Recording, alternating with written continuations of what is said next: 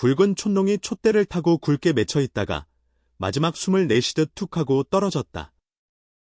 침묵이 짙게 깔린 신방을 그 작은 소리가 격렬히 가르자 방 안에 가득 찬 것은 두 남녀의 거친 숨소리뿐이었다.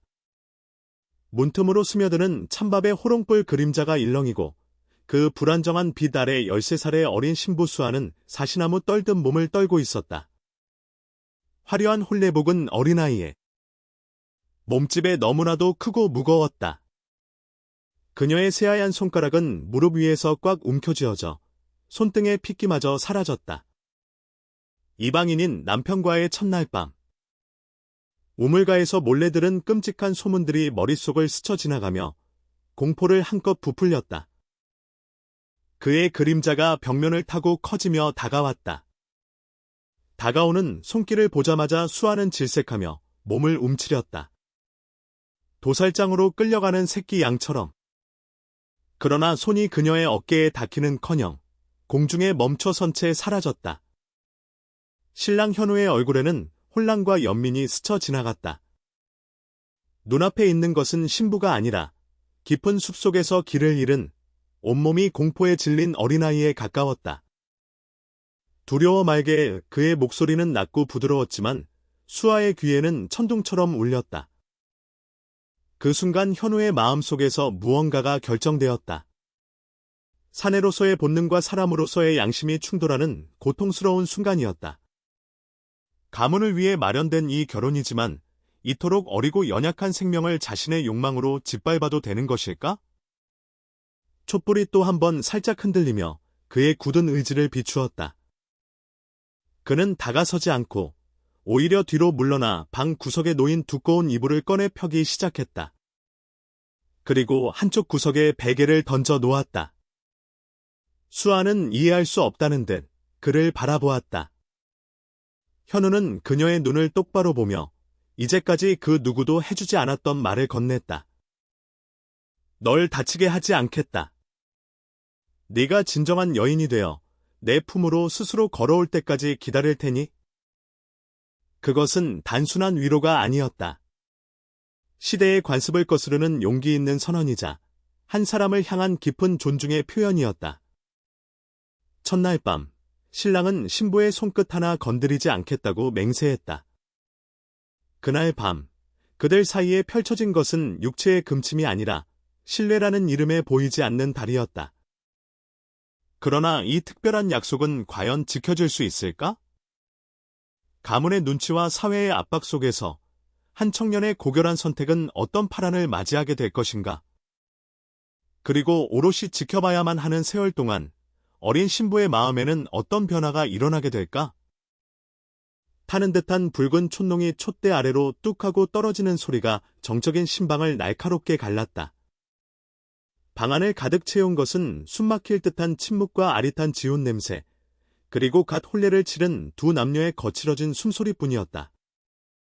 문틈 사이로 스며드는 밤바람의 호롱불 그림자가 춤을 추듯 일렁이고 그 불안한 빛 속에서 13살의 어린 신부 수아는 사시나무 떨듯 어깨를 들썩이고 있었다. 그녀는 고개를 참아들지 못한 채 무릎 위에 올린 작은 두 손을 하얗게 질리도록 꽉 쥐고 있었다. 마치 그 손을 놓으면 당장이라도 이 낯설고 무거운 공기에 짓눌려 바스러질 것만 같은 공포가 엄습했기 때문이었다. 화려한 화로든 어린아이의 몸집에는 지나치게 크고 무거워 보였고 연지 곤지를 찍은 뺨은 불빛 아래 여전히 창백하기 그지없었다. 그녀의 앞에는 오늘부터 지아비로 섬겨야 할 현우가 앉아 있었다. 20살의 건장한 청년인 현우의 그림자가 벽을 타고 거대하게 솟구쳐 오를 때마다 수아의 심장은 쿵쿵 소리를 내며 갈비뼈를 때렸다. 마을 안팎에서 우물가에서 나누던 잡다. 한 농담들, 첫날 밤이 얼마나 고통스럽고 무서운 것인지에 대한 흉흉한 소문들이 어린 신부의 머릿속을 맴돌며 공포를 증폭시키고 있었다. 현우는 깊은 한숨을 내쉬며 조심스럽게 손을 뻗었다. 그저 긴장을 풀어주려 어깨를 다독이려던 것뿐이었다. 그러나 현우의 손끝이 수아의 옷자락에 닿기도 전에 수아는 획하고 짧은 비명을 삼키며 몸을 웅크렸다. 마치 도살장에 끌려온 짐승처럼 혹은 매를 앞둔 아이처럼 본능적인 방어 자세였다. 그 격렬한 거부 반응에 현우의 손이 허공에서 멈췄다. 현우의 미간이 찌푸려졌다. 불쾌함 때문이 아니었다.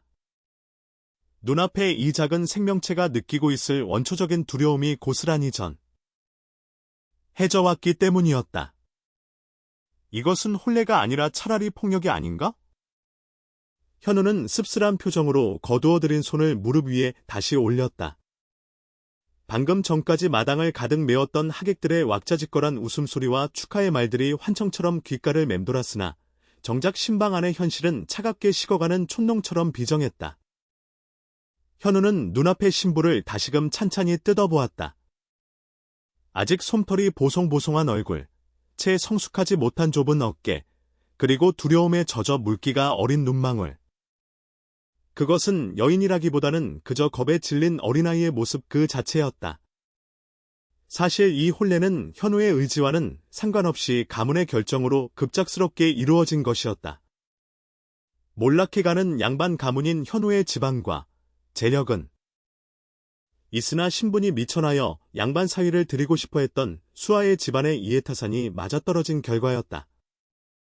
현우는 어릴 적부터 글귀를 좋아하고 성품이 온화하여 무너져가는 가문을 다시 일으켜 세울 유일한 희망으로 여겨졌다. 부모님은 가문의 안녕을 위해 아들을 어린아이와 짝지어주는 것을 주저하지 않았고 현우 역시 효성을 천명으로 아는 선비였기에 그 뜻을 거역할 수 없었다. 그러나 막상 신방에 들어와 마주한 현실은 책 속에서 배운 도리와는 너무나도 다른 질감으로 다가왔다.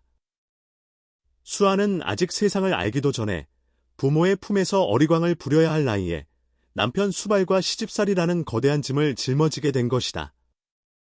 현우는 자신의 욕망을 채우기 위해 이 어린아이를 취한다는 것이 얼마나 잔혹한 일인지 뼈저리게 느끼고 있었다. 그의 내면에서 사내로서의 본능과 사람으로서의 도리가 치열하게 부딪혔다. 고개를 들어보시오. 현우의 목소리는 낮았지만 부드러웠다. 그러나 수아에게는 그마저도 천둥 소리처럼 들렸는지 그녀는 더욱 고개를 깊이 숙이며 팔을 떨었다. 현우는 혀를 차는 대신 짐짓 더 부드러운 어조로 말을 이었다. 내가 너를 잡아먹으려는 것이 아니다.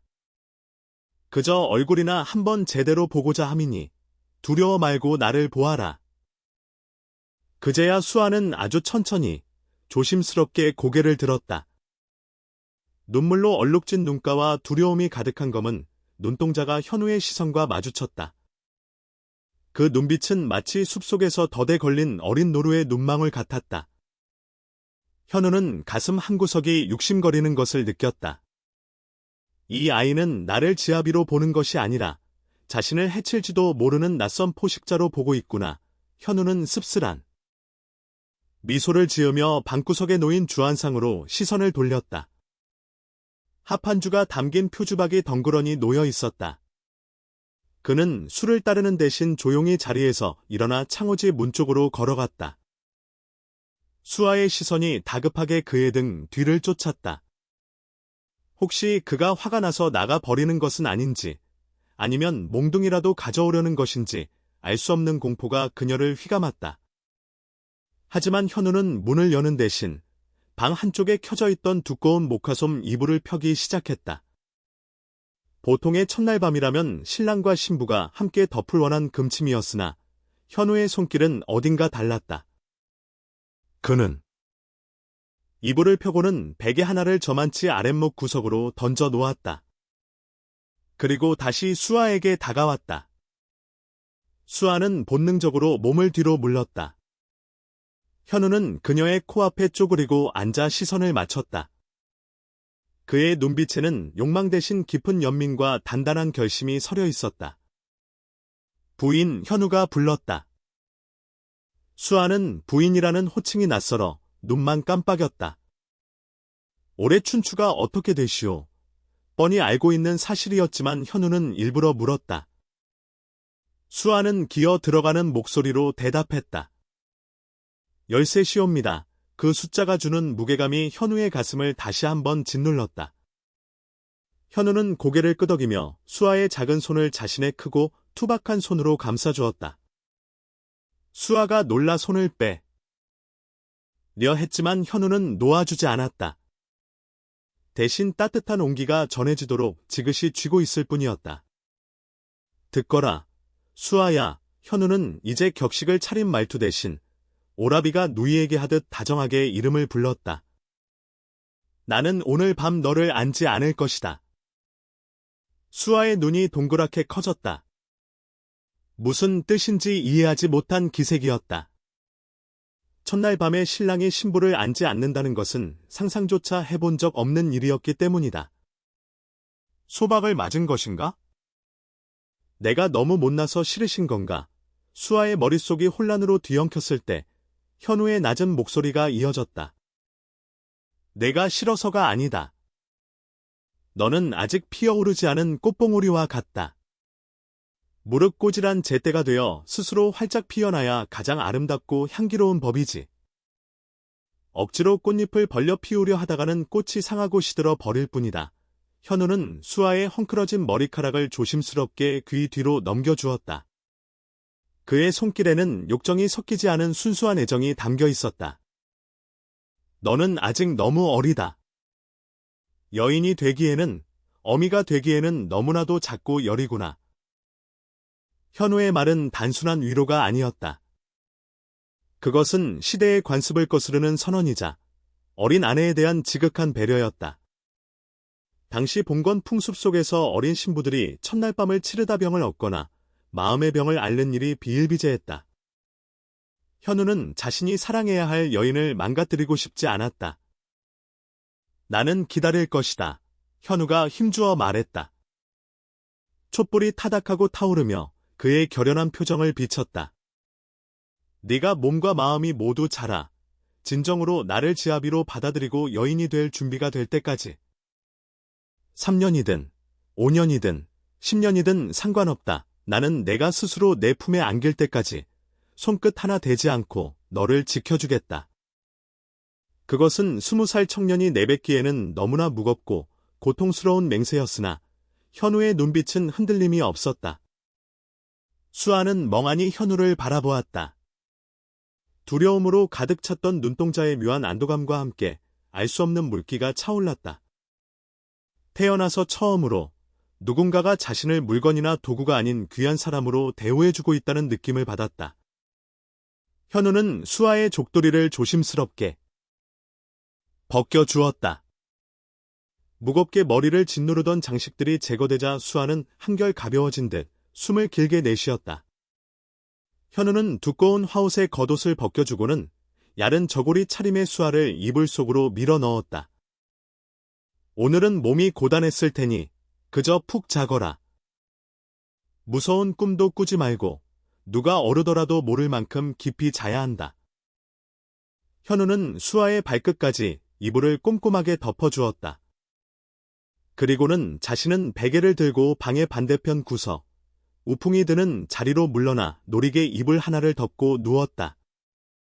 신랑과 신부 사이에는 넓은 방바닥이라는 물리적인 거리보다 더 깊은 그러나 따뜻한 신뢰의 강이 흐르기 시작했다. 촛불을 끄자 방은 칠흑 같은 어둠에 잠겼지만 수아는 더 이상 무섭지 않았다. 저만. 치에서 들려오는 현우의 규칙적인 숨소리가 마치 자장가처럼 그녀를 안심시켰다. 긴장이 풀리자 밀려오는 수면을 이기지 못하고 수아는 까무룩 잠이 들었다.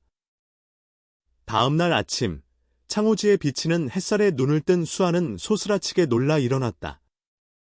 시집 첫날부터 늦잠을 자다니 시어머니에게 불호령이 떨어질 것이 뻔했다. 허둥지둥 이불을 걷어차고 일어나려는데 방 안쪽에서 책장을 넘기는 소리가 들렸다. 현우였다. 그는 이미 의관을 정지하고 단정히 앉아 서책을 읽고 있었다. 수아가 일어나는 소리에 그가 고개를 돌려 은은히 웃어. 잘 잤느냐? 그 다정한 미소의 수아는 얼굴이 빨개져 어쩔 줄을 몰라 했다. 서방님, 어찌 저를 깨우지 않으셨습니까? 해가 중천인데. 수아가 울먹이며 말하자 현우는 책을 덮고 다가와 그녀의 앞에 앉았다. 첫날 밤을 치르느라 고생했을 신부를 배려하는 것은 신랑의 도리다. 어머니께는 내가 이미 말씀드려 놓았으니 걱정 말 거라. 사실 밤새 아무 일도 없었지만 현우는 집안 어른들에게 수아가 곤히 쉴 수 있도록 핑계를 대어준 것이었다. 수아는 가슴 깊은 곳에서 뜨거운 것이 울컥 치솟는 것을 느꼈다. 이 낯설고 무서운 시집살이의 한복판에 자신을 지켜줄 든든한 방패가 생긴 것이었다.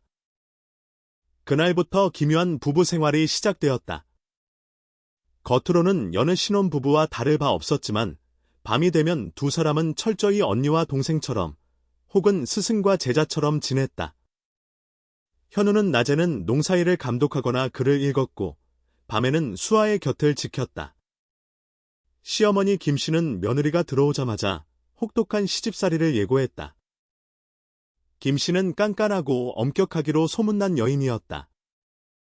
양반 교수라는 게 아니라서 근본부터 가르쳐야겠구나 라며 김씨는 아침 문안 인사부터 밥 짓는 물의 양, 걸레질하는 방향까지 사사건건 트집을 잡았다. 수아는 고사리 같은 손이 부르트도록 일하고 또 일했다. 우물가에서 물동이를 끌어올 때면 목이 부러질 듯 아팠고 아궁이 불을 지피다가 매캐한 연기에 눈물 콧물을 쏟기 일쑤였다. 그러나 수아는 단 한 번도 불평하지 않았다. 힘들 때마다 밤마다 자신에게 맹세했던 현우의 눈빛을 떠올리며 입술을 깨물었다. 어느 날 저녁 부엌에서 설거지를 하던 수아가 그릇 하나를 깨뜨리고 말았다. 쨍그랑하는 요란한 소리에 안방에 있던 시어머니가 버선발로 뛰어나왔다. 이런 칠 맞을 것. 들어온 지 며칠이나 됐다고 살림살이를 박살을 내 시어머니의 매서운 손이 수아의 등짝을 내리치려던 찰나 사랑방 문이 열리며 현우가 나타났다. 어머니, 멈추십시오. 현우의 목소리는 평소와 달리 단호하고 위엄이 서려 있었다. 시어머니가 멈칫하는 사이 현우는 재빨리 다가가 바들바들 떨고 있는 수아의 어깨를 감싸 안았다. 그릇이야 다시 사면 그만입니다. 허나 사람은 한 번 다치면 되돌릴 수 없습니다. 아직 어리고 배우는 중이니 제가 더 잘 가르치겠습니다. 현우는 어머니의 눈을 똑바로 바라보며 말했다. 아들의 눈빛에서 더 이상 물러서지 않겠다는 고집을 읽은 시어머니는 혀를 차며 돌아섰다. 자식이기는 부모 없다더니? 벌써부터 개가 짖는 소리에 치마폭에 쌓여 가지고는 투덜거리는 소리가 멀어지자 현우는 수아의 붉게 된 손을 잡아 자신의 옷소매로 닦아주었다. 놀랐느냐? 현우가 물었다. 수아는 참았던 눈물을 터뜨리며 고개를 끄덕였다. 현우는 그런 수아를 조용히 다독였다. 내 잘못이 아니다. 손이 미끄러진 것뿐이야. 내 너에게 약속하지 않았느냐? 너를 지켜주겠다고. 그날 밤 현우는 붓과 종이를 꺼내 수아 앞에 놓았다. 이제부터 밤마다 내게 글을 배우거라. 시어머니의 꾸지람을 피하려면 지혜가 필요하고 그 지혜는 글에서 나온다. 또한 내가 글을 알면 세상이 달리 보일 게다. 수아는 놀란 눈으로 현우를 바라보았다. 여자가, 그것도 평민 출신 며느리가 글을 배운다는 것은 가당치 않은 일이었다. 하지만 현우는 이미 먹을 갈고 있었다. 촛불 아래 그가 써내려가는 글자 하나하나가 수아의 가슴 속에 박혔다. 하늘천, 땅지. 그것은 단순히 글자를 배우는 것이 아니라 현우가 수아에게 새로운 세상을 열어주는 의식과도 같았다. 촛불은 흔들렸지만 두 사람의 그림자는 벽 위에서 하나로 포개져 흔들림 없이 단단했다. 그렇게 서방님은 꼬마 신부를 가르쳤고 신부는 자신의 미래를 조금씩 키워나가기 시작했다. 외로운 겨울바람이 마당을 휩쓸고 지나가자 장독대 위에 쌓인 눈가루가 하얗게 흩날렸다. 이른 새벽의 공기는 살을 애는 듯 차가웠고 우물가에 쭈그리고 앉은 수아의 작은 등은 둥글게 굽어 있었다. 얼음을 깨고 길어올린 물은 손을 넣기조차 두려울 만큼 싸늘했으나 수아는 주저없이 소매를 걷어붙였다. 붉게 퉁퉁 부어오른 고사리 같은 손이 얼음물 속으로 들어갔다. 나왔다를 반복하며 시아버지의 도포 자락을 비벼 빨았다. 손등은 이미 터져서 피가 맺혀 있었고 손가락 마디마디에는 동상이 걸려 거무죽죽한 멍이 들어 있었다. 양반집 교수라면 아직 이불 속에서 단잠을 자고 있을 시각이었으나 몰락해가는 가문이라 해도 양반의 체면을 중시하는 시댁의 살림 규모는 어린 수아가 감당하기에는 벅찼다. 게다가 시어머니 김씨는 하인들이 할 법한 거친 일들조차 며느리의 몫으로 돌리곤 했다. 그것이 근본 없는 며느리를 들이는 대가로 치러야 할 혹독한 신고식임을 수아도 어렴풋이 알고 있었다. 어머, 옳게 언니, 아직도 빨래를 다 못한 거야. 날카로운 목소리가 등 뒤에서 날아와 꽂혔다. 수아가 화들짝 놀라 뒤를 돌아보니 시누이 명희가 팔짱을 끼고 서 있었다. 명희는 수아보다 2살 위였지만 집안의 귀한 딸로 자란 탓에 손에 물 한 방울 묻히지 않고 살아온 터였다. 그녀는 수아의 거친 손과 젖은 치맛자락을 보며 혀를 차았다. 명희의 눈빛에는 묘한 우월감과 경멸이 서려 있었다. 자신보다 신분이 나. 고나이도 어린 올케가 오라버니의 사랑을 독차지하는 것이 몸에 사무쳐 틈만 나면 트집을 잡곤 했다. 아가씨, 기침하셨습니까? 곧 마무리하겠습니다. 수아가 서둘러 대답하며 빨래 방망이를 다시 잡았다. 그렇게 세게 움직여서야 원, 오늘 안에 아버님 진지상은 제대로 차릴 수 있겠어? 오라버니가 널 감싸고 돈다고 해서 집안 법도까지 무시할 생각은 말라고 명희는 쏘아붙이고는 휙 돌아서 가버렸다. 수아는 입술을 꾹 깨물었다. 억울함이 목구멍까지 차올랐지만 들이마시는 숨과 함께 꿀꺽 삼켰다. 눈물이 나올 것 같았지만 울지 않았다. 울어봤자 달라질 것은 없고 오히려 시어머니의 꾸지람만 더할 뿐이었다. 수아는 빨개진 손에 호흡 불어가며 다시 빨래를 문질렀다. 문득 어젯밤 현우가 해준 말이 떠올랐다. 너는 귀한 사람이다. 그 한마디가 얼어붙은 가슴 속의 작은 불씨처럼 남아 그녀를 지탱하고 있었다. 고된 하루 일과가 끝나고 어둠이 내려앉을 때쯤이면 수아의 심장은 다시금 쿵쿵 뛰기 시작했다. 두려움 때문이 아니었다. 하루 중 유일하게 숨을 쉴 수 있는 시간, 서방님과의 시간이 기다리고 있었기 때문이었다. 저녁상을 물리고 설거지까지 마친 수아가 쭈뼛거리며 사랑방 문을 열면 그곳에는 언제나처럼 은은한 묵향이 가득했다. 현우는 책상 앞에 앉아있다가 수아! 가 들어오는 기척을 느끼면 하던 일을 멈추고 환하게 웃었다. 그 미소를 볼 때마다 수아는 하루 종일 굳어있던 어깨의 긴장이 눈 녹듯 사라지는 것을 느꼈다. 오늘도 고생했다. 손 좀 다오. 현우는 수아가 자리에 앉기도 전에 그녀의 손부터 찾았다. 거칠어진 손등을 어루만지는 현우의 눈가가 파르르 떨렸다. 그는 미리 준비해둔 호랑이 기름을 꺼내 수아의 손등에 꼼꼼하게 발라주었다. 매캐하면서도 시원한 향이 코끝을 찌르는 듯했다. 현우의 투박한 손가락이 상처난 부위를 조심스럽게 문지를 때마다 나가움보다는 따뜻한 온기가 전해졌다. 수아는 부끄러워 손을 빼려 했지만 현우는 단호하게 잡고 놓아주지 않았다. 이리 고운 손이 엉망이 되었구나. 내가 더 빨리 출세하여 호강시켜 주어야 하는데 면목이 없다. 아닙니다. 서방님. 저는 괜찮습니다. 며느리로서 당연히 해야 할 도리인거려? 도리야. 현우가 씁쓸하게 웃으며 책상 위에 놓인 종이를 펼쳤다. 도리를 지키는 것도 중요하지만 맹목적인 복종만이 능사는 아니다. 세상이 너를 함부로 대하지 못하게 하려면 내가 그들보다 더 넓은 세상을 품어야 한다. 현우는 붓을 들어 먹물을 듬뿍 적셨다. 그리고 하얀 화선지 위에 힘차게 글자를 써 내려갔다. 검은 먹물이 종이 위로 번지며 우아한 곡선을 만들어냈다. 수아는 숨을 죽이고 그 모습을 지켜보았다. 붓끝이 춤을 추듯 움직일 때마다 알 수 없는 경외감이 들었다. 현우는 붓을 내려놓고 수아에게 건넸다. 자, 잡아보거라. 제가. 어찌 감히 붓을. 수아가 손사래를 쳤다. 여염집 교수들이야 업문 정도는 깨치기도 했지만 붓을 잡고 한자를 배우는 것은 사내들의 전유물이라 여겨지던 시절이었다. 게다가 시어머니가 알면 경을 칠 노릇이었다. 내 방 안에서는 내가 법이다. 어머니도 그 누구도 뭐라 할 수 없다. 현우의 단호함에 수아는 떨리는 손으로 붓대를 쥐었다. 붓은 생각보다 묵직했고 손끝에서 전해지는 감각은 낯설었다. 현우는 수아의 등 뒤로 다가와 앉더니 그녀의 손을 자신의 큰 손으로 감싸쥐었다. 현우의 넓은 가슴이 수아의 등에 닿았고 그의 따뜻한 숨결이 귓가에 닿았다.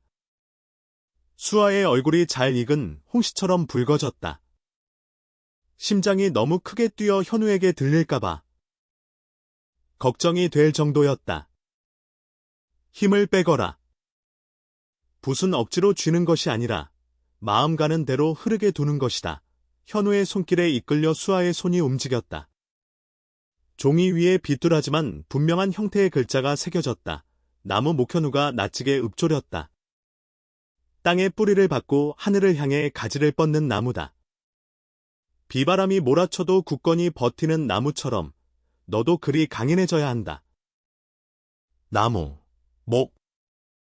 수아가 홀린 듯 따라했다. 단순히 글자를 배우는 것이 아니었다. 현우는 글자 하나하나에 담긴 뜻과 이치, 그리고 수아에게 전하고 싶은 마음을 담아 가르쳤다. 그날부터 밤마다 비밀스러운 수업이 이어졌다. 낮에는 부엌댕이처럼 일했지만 밤이 되면 수아는 서책을 든 학동이 되었다. 처음에는 붓을 쥐는 것조차 어색해 먹물을 튀기기 일쑤였지만 수아는 스펀지가 물을 빨아들이듯 빠르게 배워나갔다. 그녀에게는 타고난 총기가 있었다.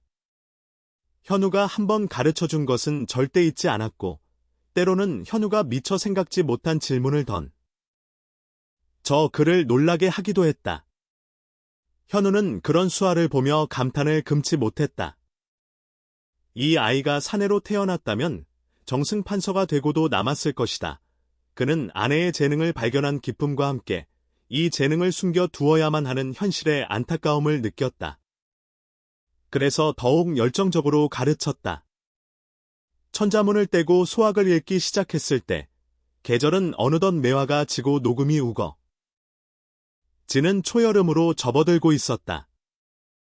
그러던 어느 날 집안에 작은 소동이 일어났다. 곡간을 관리하던 집사가 쌀가마니 술을 속여 빼돌리려다 시어머니 김씨에게 의심을 산 것이다. 김씨는 장부를 펼쳐놓고 집사를 추궁했지만 그를 모르는 그녀로서는 집사가 내밀며 둘러대는 복잡한 숫자와 한자들 앞에서 쩔쩔매는 수밖에 없었다. 마님, 여기 보십시오. 지난달에 빌려준 쌀이 10가마니이고 이번에 들어온 것이 25가마니이니 합이 35가마니가 맞지 않습니까? 제가 어찌 감히 마님을 속이겠습니까? 집사는 능청스럽게 장부를 들이밀며 거짓말을 했다. 김씨는 미심쩍은 표정으로 장부를 들여다보았지만 그를 몰라 반박할 말이 없었다. 옆에 있던 명의 또한 그를 몰랐다. 그때 마당을 지나가던 수아가 우연히 그 대화를 듣게 되었다. 그녀는 걸음을 멈추고 장부 쪽을 힐끗 보았다. 현우와 함께 셈법을 익히고 장부 보는 법을 배웠던 터라 획글씨로 쓴 글자들이 눈에 쏙 들어왔다. 15 들어온 쌀은 25. 이 아니라 15으로 적혀 있었다. 집사가 중간에서 5가마니를 가로챈 것이 분명했다. 수아는 주먹을 꽉 쥐었다. 나서야 할까? 나섰다가 그를 안다는 사실이 들통나면 시어머니에게 혼이 날 텐데. 하지만 집안의 재산이 눈앞에서 새나가는 것을 보고만 있을 수는 없었다. 이것은 현우의 재산이기도 했다.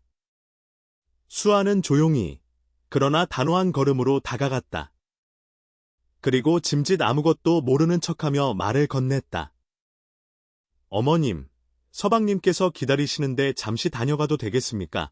김씨가 짜증 섞인 얼굴로 돌아보았다. 지금 바쁜 거 안 보이느냐? 절 봐라. 수아는 물러서지 않고 집사 쪽으로 시선을 돌리며 천진난만한 목소리로 물었다. 아저씨, 저 글자는 10자와 5자가 아닙니까? 서방님 방에서 본 글자와 똑같이 생겼는데요. 순간 집사의 얼굴이 사색이 되었다. 김씨와 명희의 시선이 동시에 장부로 꽂혔다. 김씨는 비록 글은 몰라도 숫자를 세는 감각은 있는 여인이었다. 며느리의 말이 힌트가 되어 장부를 다시 노려보자 집사의 당황한 기색이 모든 것을 말해주고 있었다. 이놈, 이 도둑놈이 감히 나를 능멸해. 김씨의 불호령이 떨어졌다. 집사는 그 자리에 털썩 주저앉아 살려달라고 빌기 시작했다. 소란스러운 소리에 사랑방에 있던 현우가 나왔다. 상황을 파악한 현우는 집사를 엄하게 꾸짖어 내쫓고 어머니를 진정시켰다. 상황이 정리된 후 김씨는 묘한 눈초리로 수아를 바라보았다. 내가 글을 읽을 줄 아느냐? 김씨의 목소리에는 놀라움과 의심이 섞여 있었다. 수아는 고개를 숙이며 현우의 옷자락 뒤로 살짝 숨었다. 그때 현우가 한 발 앞으로 나서며 수아를 가로막았다. 제가 조금 가르쳤습니다. 어머니, 집안 살림을 하려면 까막눈보다는 글을 아는 것이 낫지 않겠습니까? 오늘처럼 말입니다. 현우의 목소리는 부드러웠지만 당당했다. 김씨는 잠시 며느리와 아들을 번갈아 보더니 헛기침을 하며 돌아섰다. 아주 쓸모없는 짓은 아니었구나. 기왕 배운 거 똑바로 배워서 집안 살림에 보태도록 해라. 그것은 김씨 나름의 인정이자 허락이었다. 명희는 분한 듯 입술을 삐죽거렸지만 집사의 횡령을 막아낸 공이 있기에 뭐라 할 수 없었다. 그날 밤 신방의 촛불은 여느 때보다 밝게 타올랐다. 현우는 수아를 자리에 앉히고 그윽한 눈길로 바라보았다. 오늘 참으로 장하더구나. 두렵지 않았느냐? 두려웠습니다. 하지만 서방님의 것을 지켜야 한다는 생각이 더 앞섰습니다. 수아의 대답에 현우는 감동 어린 표정으로 그녀의 머리를 쓰다듬었다. 이제 수아는 단순히 보호받아야 할 어린아이가 아니었다. 그녀는 스스로 생각하고 판단하며 집안의 일원으로서 제 몫을 해내기 시작한 것이다. 수아야, 서방님, 내 너에게 줄 것이 있다. 현우는 책장 깊숙한 곳에서 비단 보자기에 쌓인 작은 꾸러미를 꺼냈다. 수아가 조심스럽게 보자기를 풀자 그 안에는 낙지만 깊이 있는 서책 한 권과 곱게 깎은 나무 비녀 하나가 들어 있었다. 비녀 끝에는 작은 연꽃 봉오리가 조각되어 있었다. 현우가 직접 밤을 새워 깎은 것이었다. 이 책은 내 어머니가 그리고 할머니가 보시던 내용이다. 여인으로서 갖춰야 할 덕목이 적혀 있으나 내가 이 책에 얽매이기보다 이 책을 딛고 더 넓은 세상으로 나아가길 바란다. 그리고 이 비녀는 현우는 말을 잠시 멈추고 수아의 따뜻한 머리에 비녀를 꽂아 주었다. 내 이름이 연아이지 않느냐? 진흙 속에서도 맑고 향기로운 꽃을 피우는 연꽃. 너는 내게 그런 존재다. 지금은 봉오리지만 언젠가 활짝 피어날 그날을 나는 언제까지고 기다릴 것이다. 수아는 비녀를 만지작거리며 눈시울을 붉혔다. 거친 시집살이의 고단함이 비녀의 매끄러운 감촉과 함께 씻겨 내려가는 듯했다. 그녀는 현우를 올려다보았다. 촛불에 비친 그의 얼굴은 세상 그 어떤 사내보다 믿음직스럽고 다정했다. 수아는 처음으로 용기를 내어 현우의 손을 잡았다. 그리고 나직하지만 분명한 목소리로 말했다. 서방님, 저도 서방님께 부끄럽지 않은 아내가 되겠습니다. 꼭 그리겠습니다. 두 사람의 그림자가 벽 위에서 하나로 어우러졌다. 창밖에는 여름을 재촉하는 비가 부슬부슬 내리고 있었지만 방 안은 봄날의 햇살처럼 따스했다. 현우는 수아에게 다시 붓을 쥐어주었고 수아는 그 붓으로 자신의 이름 2 글자를 또박또박 써 내려갔다. 그 글씨는 비뚤었던 처음과는 달리 제법 힘이 있고 단단해져 있었다. 마치 척박한 땅에 뿌리를 내리고 자라나는 한 그루의 나무처럼 꼬마 신부는 그렇게 서책 속에서 그리고 남편의 사랑 속에서 무럭무럭 자라나고 있었다. 밤은 깊어갔고 책 넘기는 소리는 빗소리와 어우러져 세상에서 가장 아름다운 음악이 되어 심방을 채웠다. 현우는 책을 읽는 수아의 옆모습을 바라보며 언젠가 그녀가 자신을 뛰어넘는 지혜로운 여인이 될 것임을, 그리고 그때가 되면 자신은 더 이상 보호자, 가 아닌 연인으로서 그녀를 마주할 수 있을 것임을 예감했다. 그 기다림이 결코 지루하지 않으리라는 확신과 함께 내 집안에 도둑년이 들어왔어. 날카로운 비명과 함께 와장창하고 항아리가 깨지는 소리가 마당을 뒤흔들었다. 안방문이 거칠게 열리고 시어머니 김씨가 핏발선 눈으로 뛰어나왔고 그 뒤로 회심의 미소를 짓고 있는 시숙부 판석과 잔뜩 겁에 질린 신우이 명희가 따랐다. 수아의 방문 앞에는 뜯겨나간 문창살이 너덜거렸고 방바닥에는 그녀의 초라한 살림살이들이 엉망으로 흩어져 있었다. 그리고 그 한가운데 수아의 낡은 무명 치마폭 사이에서 영롱한 비취색 빛을 뿜는 놀이개가 덩그러니 놓여 있었다. 그것은 집안 대대로 내려오는 가보이자 시어머니가 명희의 혼수품으로 아껴두었던 귀한 물건이었다. 멍하니 서 있던 수아의 뺨으로 김씨의 매서운 손바닥이 날아들었다. 찰싹하는 파여름과 함께 수아의 고개가 힘없이 돌아갔다. 입안에서 비릿한 쇠맛이 느껴졌고 눈앞이 번쩍하며 하얗게 변했다가 다시 어둠이 밀려왔다. 이것은 꿈이 아니었다. 남편이 떠난 지 불과 보름, 집안을 노리던 검은 그림자가 마침내 이빨을 드러낸 순간이었다. 아, 아닙니다.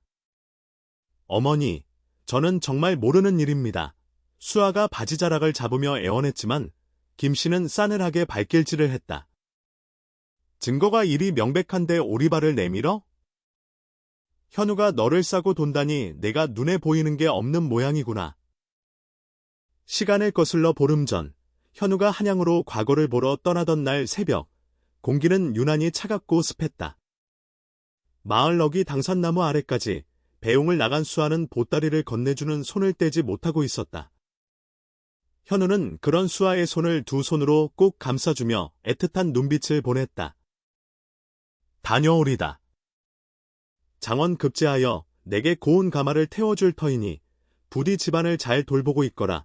현우의 목소리는 굳건했으나 눈가에는 두고 가는 어린 아내에 대한 걱정이 짙게 배어 있었다. 그는 품속에서 작은 열쇠 하나를 꺼내 수아의 손바닥에 쥐어주었다. 이것은 내 서책 보관함의 열쇠다. 그 안에 내가 아끼는 서책들과 집안의 중요한 문서 사본을 넣어두었다. 무슨 일이 생기거나 판단이 서지 않을 때 그 안의 글들을 읽어보거라. 그것들이 너를 지켜줄 것이다. 수아는 눈물을 삼키며 고개를 끄덕였다. 현우의 넓은 등이 안개 속으로 사라질 때까지 수아는 망부석처럼 그 자리를 지켰다. 든든한 산이 사라지자마자 불어닥칠 비바람을 그때는 미처 알지 못했다. 현우가 떠나자마자 집안의 분위기는 급변했다. 평소 왕래가 뜸했던 현우의 당숙 판석이 문지방이 닳도록 드나들기 시작한 것이다. 판석은 겉으로는 홀로 남은 형수와 조카 며느리를 걱정하는 척했지만 그의 눈은 탐욕으로 번들거리고 있었다. 현우의 집안이 몰락했다고는 하나 선대부터 내려온 알짜배기 문반 문서와 전답은 여전히 남아있었고 판석은 현우가 없는 틈을 타 그것을 가로챌 심산이었다. 그는 그를 모르는 김씨를 구슬려 땅을 담보로 돈을 빌려 쓰게 하거나 소장료를 자신이 대신 걷어주겠다며 중간에서 착복하려 들었다. 하지만 그때마다 제동을 건 다름 아닌 수아였다. 현우에게 배운 셈법과 글 덕분에 수아는 판석이 내미는 서류의 허점을 정확히 짚어냈다. 숙부님, 이 차용증의 이자가 관하에서 정한 법정 이자보다 너무 높습니다. 또한 소장료 장부의 수치가 지난달과 맞지 않습니다. 조용하지만 단호한 수아의 지적에 판석은 얼굴이 불그락푸르락해져서 돌아가곤 했다. 어린 조카 며느리가 까막눈인 줄 알았는데 현우 놈이 여우 같은 것을 키워놨다며 이를 갈았던 것이다. 그리고 오늘 사건이 터졌다. 명의의 혼담이 오가는 자리에 보낼 예물을 확인하던 김씨가 비취 놀이개가 사라진 것을 발견한 것이다. 집안이 발칵 뒤집혔고 판석은 기다렸다는 듯이 범인을 색출해야 한다며 나섰다. 형수님, 집안에 도둑이 든 게 분명합니다. 하인들 방부터 뒤져봐야겠지만 등잔 밑이 어둡다고 하지 않습니까? 판석은 은근슬쩍 수아를 곁눈질하며 비릿한 웃음을 흘렸다. 김씨는 설마 하며 하인들의 방을 뒤지게 했지만 아무것도 나오지 않았다. 그러자 판석은 짐짓 곤란한 표정을 지으며 말했다. 설마 조카 며느리가 그럴 리 없겠지만 공평하게 하기 위해서라도 안방을 확인해 보는 게 좋지 않겠습니까? 그래야 며느리의 결백도 증명될 테니까요. 그 말은 독이 묻은 화살과 같았다. 김씨는 망설였지만 이미 판석의 계략에 넘어가 이성을 잃은 상태였다. 결국 수아의 방이 뒤집어졌고 미리 판석이 손을 써둔 대로 이불 속에서 놀이개가 발견된 것이다. 다시 현재 마당에 내동댕이 쳐진 수아는 찢어진 옷자락을 여미며 호흡을 가다듬었다. 공포와 수치심으로 온몸이 떨렸지만 머릿속 한구석에서는 현우의 목소리가 들려오는 듯했다. 호랑이 굴에 들어가도 정신만 차리면 산다. 감정에 휘둘리지 말고 이치를 따져라. 수아는 심호흡을 한번 크게 내쉬고는 고개를 들었다. 눈물로 얼룩진 얼굴이었지만 눈빛만은 형형하게 빛나 고 있었다. 그녀는 판석을 똑바로 응시했다. 판석은 그 당돌한 시선에 황급히 놀라 뒷걸음질 쳤다. 어머니 수아의 목소리는 작았지만 또렷했다. 제가 만약 저 놀이개를 훔쳤다면 어찌하여 가장 들키기 쉬운 제 이불 속에 두었겠습니까? 저 귀한 물건을 팔아 돈을 마련하려 했다면 진작 밖으로 빼돌리거나 땅에 묻었을 것입니다. 논리정연한 반박에 김씨의 고함 소리가 뚝 그쳤다. 김씨도 내심 이상하게 여기던 부분이었다. 하지만 판석이 가로막고 나섰다. 년이 아주 말대꾸가 청산유수구나. 급하게 숨기느라 미처 빼돌리지 못한 게지. 어디서 혓바닥을 놀려? 수아는 물러서지 않았다. 그녀는 바닥에 떨어진 놀이개를 가리키며 말했다. 어머니, 저 놀이개를 싸고 있던 비단 보자기에 매듭을 봐 주십시오. 김씨와 명희의 시선이 놀이개 옆에 떨어진 붉은색 보자기 매듭으로 향했다. 저 매듭은 석시 매듭이라 하여 주로 짐을 단단히 묶을 때 사내들이 쓰는 방식입니다. 저는 안방 규수들이 쓰는 나비 매듭밖에 할 줄 모릅니다. 서방님께 글은 배웠으나 저런 거친 매듭법은 배운 적이 없습니다.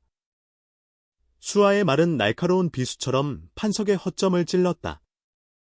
김씨가 눈을 가늘게 뜨고 매듭을 살폈다. 과연 수아의 말대로 투박하고 억센 매듭이었다. 평소 바느질 솜씨가 곱기로 소문난 수아가 묶었다고 보기에는 너무나 거칠었다. 판석의 얼굴이 당황으로 일그러졌다. 이 무슨 억지냐? 내가 급해서 대충 묶다 보니 그리지. 판석이 버럭 소리를 질렀지만 목소리의 끝이 미세하게 떨리고 있었다. 수아는 여기서 멈추지 않고 결정적인 한 방을 날렸다. 그녀는 자리에서 일어나 판석에게 다가갔다. 숙부님의 버선에 묻은 저것은 무엇입니까?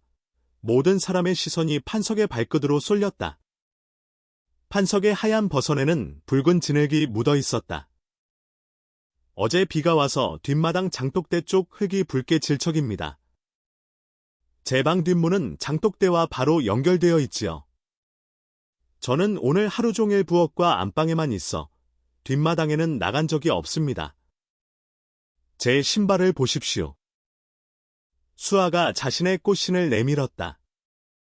부엌 아궁이에 재만 묻어 있을 뿐 붉은 진흙은 어디에도 없었다.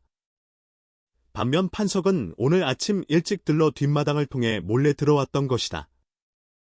김씨의 표정이 혼란해서 의심으로 바뀌며 판석을 향했다. 형수님. 저 전년이 지금 나를 모함하는 겁니다. 내가 조카 며느리 방에 몰래 들어갔다니 이게 말이나 됩니까?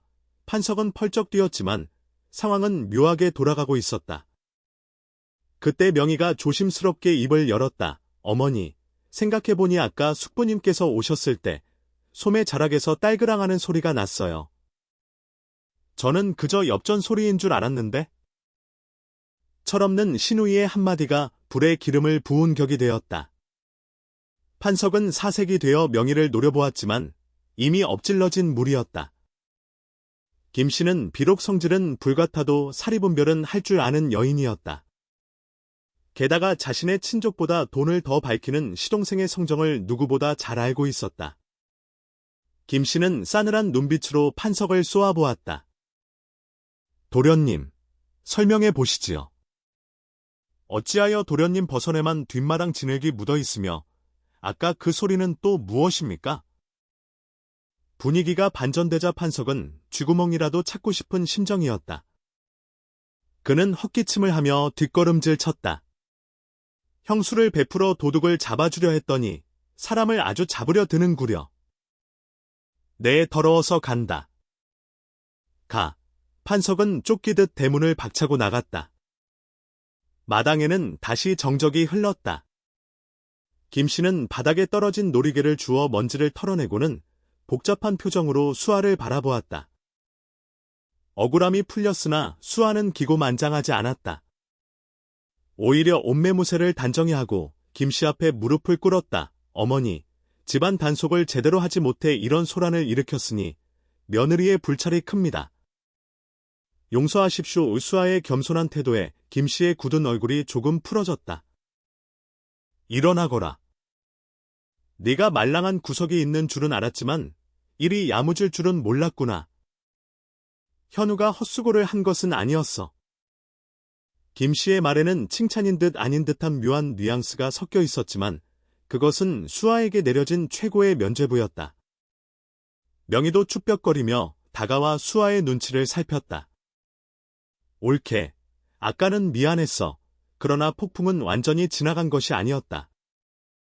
판석은 그날의 망신을 잊지 않고 더 악랄한 복수를 계획하고 있었다. 그는 마을의 건달들을 매수하여 현우의 집에 흉한 소문을 뜨리기 시작했다. 어린 며느리가 밤마다 외간 남자와 통정을 한다더라. 시어머니를 독살하고 재산을 차지하려 한다더라 하는 입에 담지 못할 유언비어들이었다. 소문은 발없는 말이 되어 천리를 가고 마을 사람들은 우물가에 모여 수군대기 시작했다. 김씨가 아무리 아니라고 해명해도 사람들은 자극적인 소문을 더 믿고 싶어 했다. 닫힌 대문 밖에서 들려오는 비웃음 소리에 수아는 방문을 걸어 잠그고 현우가 남기고 간 책을 읽고 또 읽었다. 군자는 홀로 있을 때 더욱 삼간다. 책 속의 글꼴을 되뇌며 그녀는 마음을 다잡았지만 억울함에 밤마다 베개를 적시는 일은 멈출 수 없었다. 그러던 어느 날 밤, 판석이 다시 찾아왔다. 이번에는 혼자가 아니었다. 그는 마을 이장과 집안의 어른들을 대동하고 나타나 가문의 명예를 더럽힌 며느리를 내쫓아야 한다고 윽박질렀다. 형수님, 온 마을에 소문이 파다합니다. 현우가 과거 급제하여 돌아온들 이런 부정한 아내를 둔 자가 어찌 관직에 나갈 수 있겠습니까?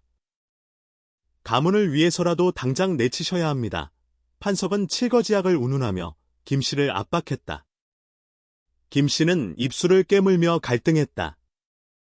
며느리의 결백을 믿지만 가문의 명예가 땅에 떨어지는 것을 두고 볼 수만은 없는 노릇이었다. 집안 어른 들의 따가운 눈총에 김씨는 결국 고개를 돌렸다. 수아는 마당 한가운데 죄인처럼 꿇어앉아 있었다. 차가운 밤바람이 그녀의 야른 소복을 파고들었다. 판석은 승리감에 도취되어 수아에게 돌아섰다. 자, 짐을 싸서 나가거라. 이 집안의 귀신이 될 자격이 없는 년아. 수아는 천천히 고개를 들었다. 그녀의 눈빛은 더 이상 13살의 겁쟁이 소녀가 아니었다. 시련은 그녀를 단련시켰고 현우의 가르침은 그녀에게 무기가 되어 있었다. 수아는 품속에서 현우가 준 열쇠로 연 서책 보관함에서 꺼낸 종이 한 장을 펼쳐들었다. 그것은 판석이 지난달 김씨를 속여 찍게 했던 땅 문서, 담보 차용증의 사본이었다. 수아는 원본이 사라지기 전 미리 베껴 두었던 것이다.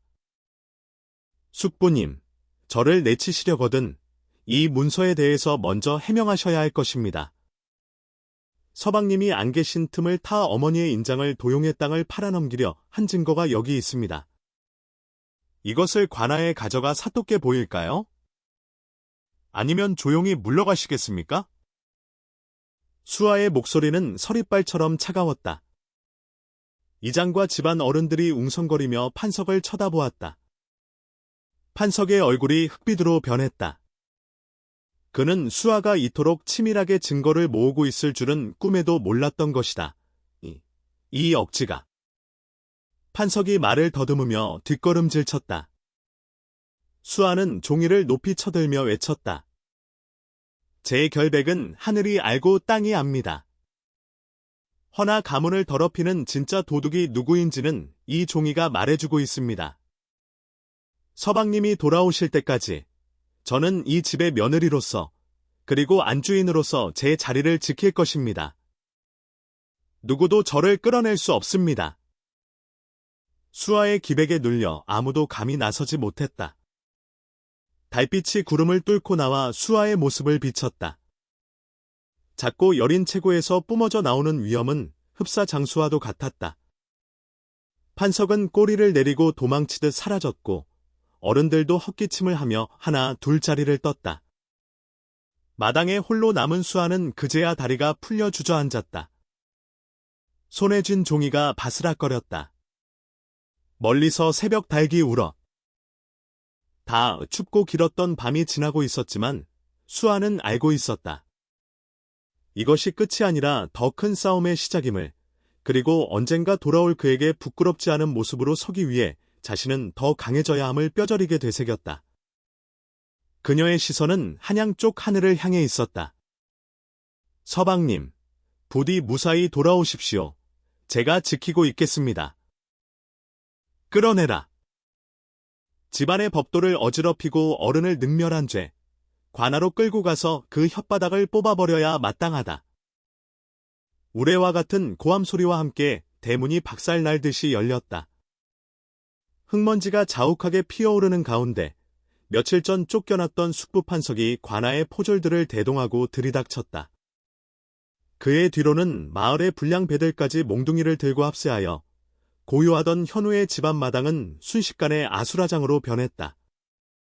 판석의 얼굴에는 지난번의 수모를 갚아주겠다는 도끼와 비열한 승리감이 번들거리 고 있었다. 그는 의기양양하게 뒷짐을 진 채 마당 한가운데 서 있는 수아와 시어머니 김씨를 내려다보았다. 김씨는 사색이 되어 자리에 주저앉았고 명희는 공포에 질려 어머니의 치맛자락 뒤로 숨어 울먹이고 있었다. 오직 수아만이 파랗게 질린 입술을 꽉 깨물고 흔들리는 눈빛을 감추며 꼿꼿이 서 있을 뿐이었다. 그녀의 손에는 땀으로 젖은 장부 한 권이 생명줄처럼 들려 있었다. 그것은 현우가 남기고 간 집안의 재산 목록과 판석의 비리가 적힌 문서였다. 판석은 거들먹거리며 앞으로 나섰다. 형수님, 보시다시피 관아에서 차용증의 효력을 인정하여 집달관을 보내셨습니다. 기한 내에 돈을 갚지 못했으니 이 집과 전답은 이제 내 소유가 되는 것입니다. 판석이 내미는 문서는 명백히 위조된 것이었으나 그가 미리 뇌물을 먹인 부패한 이방은 짐짓 엄한 표정으로 고개를 끄덕였다. 법대로 집행하겠으니 썩 물러나시오. 그렇지 않으면 공무집행방해로 옥살이를 하게 될 것이오. 이방의 위협적인 말에 김씨는 가슴을 치며 통곡했다. 아이고, 이날 강도들아.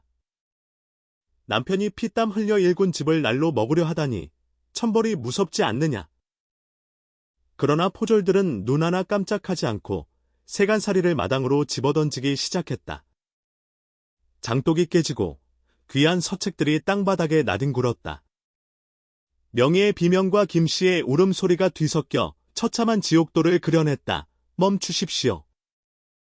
수아의 목소리가 난장판을 뚫고 울려 퍼졌다. 그녀는 떨리는 다리를 애써 진정시키며 이방 앞을 가로막았다. 작고 여린 체구였지만 그 기세만큼은 서슬퍼런 칼날 같았다. 수아는 품에서 대명률, 당시 조선에서 참조하던 법률의 한 구절을 베껴 쓴 종이를 꺼내 들었다. 국법에 이르기를 부채가 있다 하여도 가장의 부재 중에는 함부로 가산을 압류할 수 없으며 더욱이 그 채무관계가 명확하지 않을 시에는 반드시 재심을 거쳐야 한다고 했습니다. 서방님이 한양에 가 계신 지금 숙부님의 일방적인 주장만으로 이러는 것은 국법을 어기는 일입니다. 수아의 논리정연한 반박에 이방이 멈칫했다. 시골의 어린 아내가 법전을 들먹일 줄은 꿈에도 몰랐기 때문이었다. 구경하던 마을 사람들도 웅성거리기 시작했다. 저 어린 며느리 말이 맞는 거 아니여? 현우 도련님이 돌아오지도 않았는데 너무하네 그려. 오술렁이자 판석이 다급해졌다. 이 인연이 어디서 주어들은 풍월로 관원에게 훈계를 하려 들어? 여보시오. 뭐하시오? 당장 저 입을 틀어막고 끌어내지 않고. 판석의 재촉의 포졸들이 거칠게 수아에게 달려들었다. 수아는 끝까지 장부를 놓지 않으려 버텼으나 장정들의 힘을 당해낼 수는 없었다. 억지로 잡힌 팔이 비틀리고 머리채가 잡힌 채 바닥으로 내동댕이 쳐졌다. 수아의 비명에 김씨가 달려들어 포졸의 팔을 물어뜯으며 저항했지만 발길질 한 번에 나가 떨어졌다. 판석은 바닥에 쓰러진 수아에게 다가와 비릿한 음을 흘렸다. 내 진작에 경고하지 않았더냐? 조용히 물러갔으면 험한 꼴은 면했을 것을. 현우 놈이 돌아온들 이미 폐허가 된 집구석을 보고 무엇을 할 수 있겠느냐? 판석은 수아의 손에서 기어이 장부를 빼앗아 찢어버렸다. 하얀 종이 조각이 눈처럼 허공에 흩날렸다. 수아는 절망감에 눈물을 흘리며 흙바닥을 긁었다. 하늘도 무심하시지. 어찌 정의가 이토록 무력하단 말인가. 그때였다. 마을 어귀에서부터 둥둥하는 북소리가 들려오기 시작했다. 처음에는 작게 울리던 소리가 점점 커지더니 이내 땅을 울릴 듯한 괴음으로 변했다. 이어 징소리와 나팔소리가 요란하게 울려 퍼지며 사람들의 이목을 집중시켰다. 물러거라. 신임 암행어사 출두여. 아니, 장원 급제하신 홍패를 든 합격자 행차시다. 우렁찬 외침이 마을 입구에서부터 메아리 쳐왔다.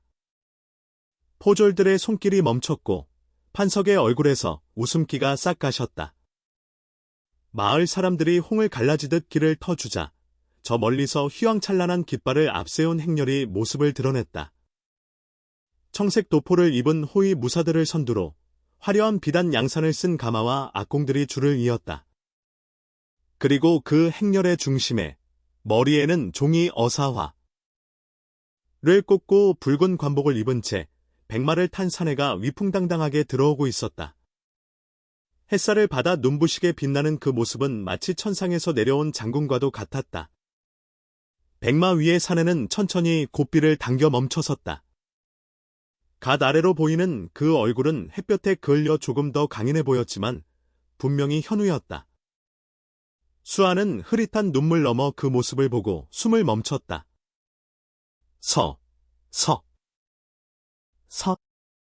서방님. 목이 메어 소리가 나오지 않았다. 현우의 시선이 마당의 참상을 훑었다. 부서진 세간살이, 넋을 잃은 어머니, 그리고 흙투성이가 된 채 쓰러져 있는 수아. 현우의 눈에서 붉은 불꽃이 일었다. 그는 말에서 뛰어내리듯 내려와 성큼성큼 마당 안으로 들어섰다. 그의 발걸음 하나하나에 선인 기백에 압도되어 방금 전까지 기세 등등하던 포졸들은 뒷걸음질을 쳤다. 판석은 사시나무 떨듯 떨며 주저앉았다. 조카. 아니, 나리. 판석의 입에서 헛바람 새는 소리가 났다. 현우는 판석을 거들떠보지도 않고 곧장 수아에게로 다가갔다. 그는 무릎을 꿇고 수아의 상처투성이가 된 손을 잡았다. 늦어서 미안하오. 내 너무 늦게 왔소. 현우의 목소리가 미세하게 떨렸다. 그는 자신의 붉은 관복 소매로 수아의 얼굴에 묻은 흙을 닦아주었다. 그 다정한 손길에 수아는 참았던 서러움이 폭발하여 현우의 가슴에 얼굴을 묻고 오열했다. 현우는 수아를 단단히 안아준 뒤 그녀를 부축하여 일으켜 세웠다. 그리고 천천히 몸을 돌려 판석과 부패한 관리들을 마주 보았다. 방금 전까지의 애틋한 눈빛은 온데간데요. 죄인을 심판하는 냉혹한 판관의 눈빛만이 남아 있었다. 숙부님, 현우가 낮게 불렀다. 그 목소리는 얼음장처럼 차가웠다. 제 집안을 지켜달라 부탁드렸더니 아주 쑥대밭을 만들어 놓으셨군요. 판석은 바닥에 머리를 조아리며 빌기 시작했다. 아이고, 현우야. 아니, 나리. 오해입니다. 저는 그저 집안을 돕고자. 이놈들이, 이 포졸놈들이 시키지도 않은 짓을. 판석은 옆에 있던 이방에게 책임을 떠넘기려 했다.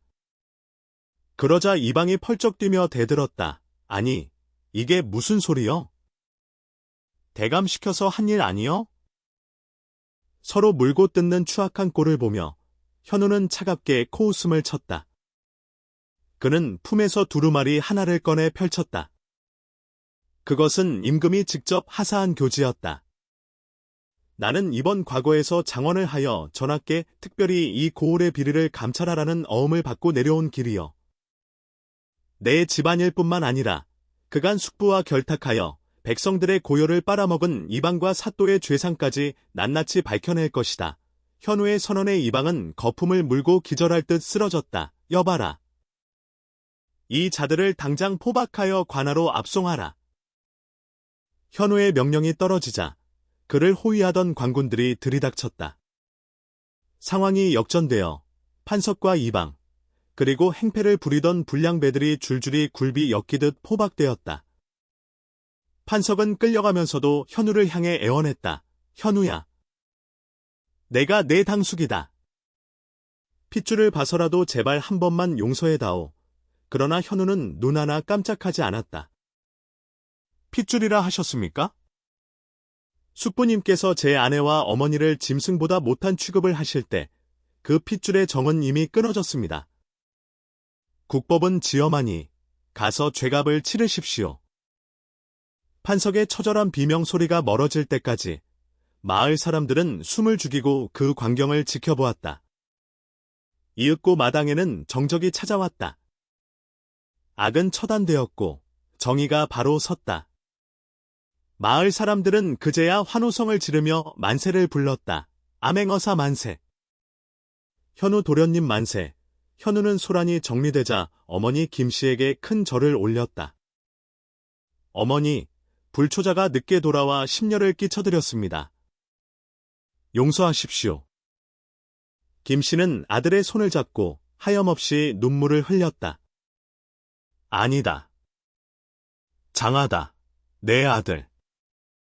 내가 우리 집안을 살렸다. 김씨는 아들의 금유한양이 꿈만 같아 아들의 얼굴과 관복을 번갈아 만져보았다. 명희도 오빠의 위험에 눌려 감히 말도 못 붙이고 눈치만 보고 있었다. 현우는 어머니를 위로한 뒤 다시 수아에게 시선을 돌렸다. 수아는 옷매무새를 가다듬고 현우에게 절을 하려 했다.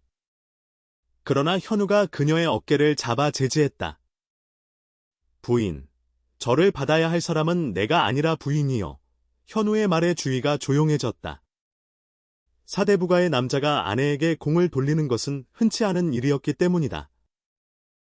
내가 없는 동안 이 집안을 지킨 것은 내가 아니라 부인이었소. 부인이 아니었다면 우리 집안은 이미 풍비박산이 났을 것이요. 그대의 지혜와 용기가 가문을 살렸소. 현우는 품속에서 새로운 비단 보자기를 꺼냈다. 그 안에는 한양에서 사온 고운 비취 놀이개가 들어있었다. 판석이 훔쳐갔던 것보다 훨씬 더 빛깔이 곱고 아름다운 것이었다. 현우는 수아의 저고리, 고름에 직접 놀이개를 달아주었다. 이것은 내 마음의 증표여.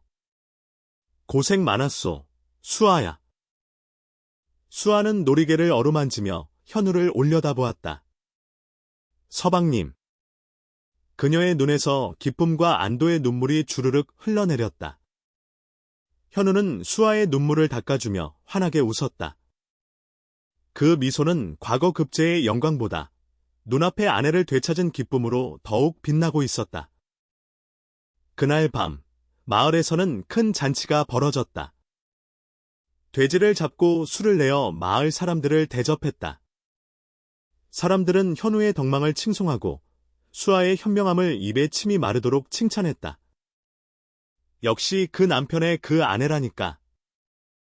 떡잎부터 다르더니만 시어머니 김씨는 덩실덩실 춤을 추었고 명희조차 수아에게 술 한 잔을 권하며 화해의 손길을 내밀었다. 옳게. 내가 철이 없었어. 그동안 미안했어. 수아는 명희의 잔을 받으며 웃어주었다. 모든 갈등과 오해가 눈 녹듯 사라지는 밤이었다. 현우와 수아는 사람들 틈에서 살짝 빠져나와 뒷동산 향했다. 보름달이 환하게 뜬 밤, 두 사람은 매화나무 아래 나란히 섰다. 현우는 어서화가 꽂힌 사물을 벗고 수아의 손을 잡았다. 그의 손바닥은 여전히 따뜻하고 굳건했다. 이제 모든 것이 제자리를 찾았구나. 현우가 밤하늘을 올려다보며 말했다. 서방님. 꿈만 같습니다. 수아가 현우의 어깨에 머리를 기대며 대답했다. 이제 약속을 지킬 때가 된 것 같구나. 현우가 의미심장한 말을 던졌다. 약속이라 하시면 수아가 고개를 들어 그를 바라보았다. 현우는 수아의 눈을 깊이 들여다보며 말했다. 너를 온전한 나의 여인으로 맞이하겠다는 약속 말이다. 비록 혼례는 치렀으나 우리는 아직 진정한 부부가 되지 못했지. 이제 내가 더 이상 보호받아야 할 아이가 아니라 나와 나란히 걸을 수 있는 여인이 되었음을 오늘 모두가 보았다. 그러니 개뛰기 시작했다. 그것은 두려움의 박동이 아니라 설렘과 기대의 박동이었다. 조금만 더 기다려 주시겠습니까? 수아가 수줍게 물었다. 거절이 아니었다. 아직 마음의 준비가 덜 되었느냐? 현우가 조심스레 물었다. 아니옵니다. 수아가 고개를 저으며 살며시 미소 지었다.